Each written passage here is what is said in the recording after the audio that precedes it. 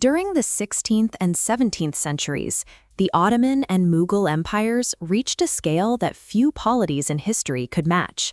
They governed tens of millions of people across a staggering landscape of religious and ethnic diversity. For both Islamic states, ruling over a vast non-Muslim majority meant that imperial survival was tied to one specific challenge: managing difference. These empires treated tolerance as a pragmatist's policy bundle. It was a cold, calculated set of fiscal and military adjustments designed to keep local populations productive and provincial elites loyal. This chart translates these policies into a comparative index, scoring both empires across 5 domains. On the right, the Ottomans built their lead through institutional autonomy, allowing religious communities to operate under their own recognized legal structures. The Mughals took a different path. Their stability relied on a high-stakes court culture driven by cultural patronage and interfaith diplomacy. Both systems generated immense wealth and power, but as we look at the data, we see that the architecture of that tolerance determined whether an empire could survive a transition of power or collapse into total anarchy. The Ottoman solution to diversity was a system of institutional corporatism. They codified this through the millet system.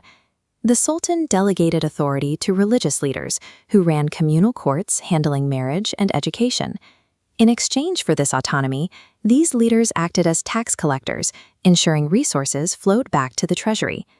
This framework embedded minority elites, like Armenian financiers and Greek scribes, directly into the administration, becoming the backbone of Ottoman fiscal management. Parallel to the state, the Waqf system allowed communities to fund hospitals and welfare infrastructure through pious endowments, stabilizing the social order. By delegating power into fixed corporate structures, the Ottomans created a resilient bureaucratic machine designed to function even when the Sultan lacked personal strength. The Mughals achieved stability through a different mechanism: negotiated, personalized brokerage. Under Emperor Akbar, the state was held together by sulh-e-kul, or universal peace. This was a policy of elite incorporation centered on the emperor. Akbar famously abolished the jizya religious tax. This massive fiscal concession signaled to Hindu lords and local chieftains that the empire was a shared enterprise. Through the mansabdari system, Akbar formed alliances with Rajput nobles, acting as the hub in a web of military contracts. He relied on Hindu scribes for taxes and Jain bankers for credit. This centralized network fueled rapid military and economic expansion. But this ecosystem depended entirely on the emperor's personal charisma and pragmatic compromises. It lacked the institutional permanence of the Ottoman model. That risk became a reality under Emperor Aurangzeb. Facing massive fiscal strain from decades of war, the empire's ability to compromise broke down. Seeking to fund the war and appease orthodox factions, Aurangzeb reimposed the jizya tax and implemented strict moral regulations. This policy shift severed the empire's critical alliances. The glowing network of Rajput lords and Hindu bankers that once anchored the state began to snap. Without that personalized brokerage network, the central government lost its local intermediaries. The state could no longer collect the revenue to sustain its military. Regional resistance surged. Maratha forces, under leaders like Shivaji, capitalized on the fracturing state, stripping peninsular India of its wealth and challenging Mughal control. In the north, Sikh rebellions further shattered territorial control. The empire was fighting a multi-front war with a dying alliance network.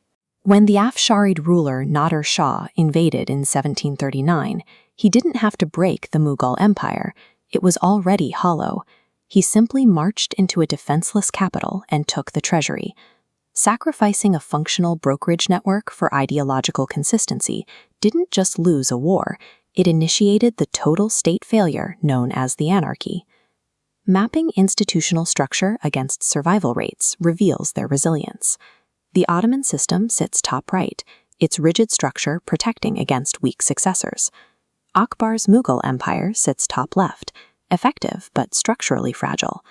When personal brokerage failed under Aurangzeb, it plummeted into state failure. For students of history, this shows that tolerance was a measurable metric of state capacity. Success depended on whether a ruler could convert social difference into revenue and military service. This also demystifies the eventual colonization of the subcontinent. The East India Company didn't defeat a peak empire at the Battle of Plassey.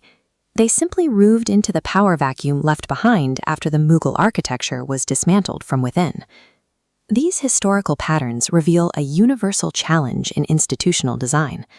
The Mughal model shows how rapidly a system can scale when driven by personal charisma, and the Ottoman model shows why institutionalization is the only defense against a change in leadership.